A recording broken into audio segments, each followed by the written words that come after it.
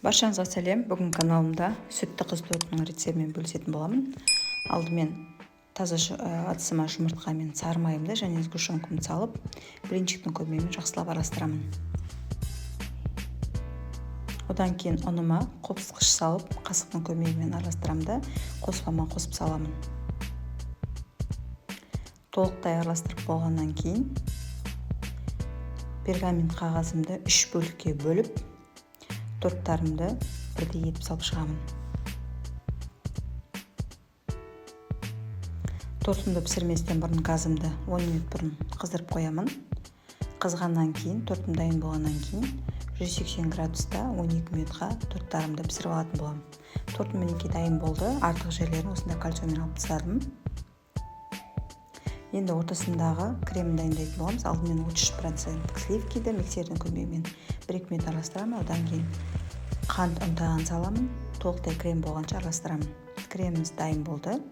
Енді осындай насадканың көмегімен кондитерлік мушепке салып, кремімді жинап қоямын. Тортымды жинақтайтын боламын. Алдымен осындай бірінші қатарын дәл видеодағыдай жағып шығамын.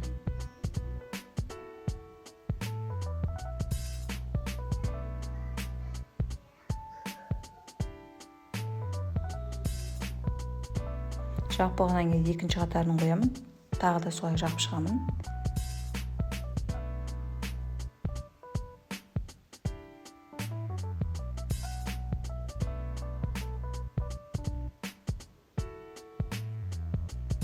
Енді үшінші қатарын қоямын да өздеріңіздің қалауларыңызша әдемілеп шықсаңыздар болады. Мен дәл осылай әдемілеп шықтым.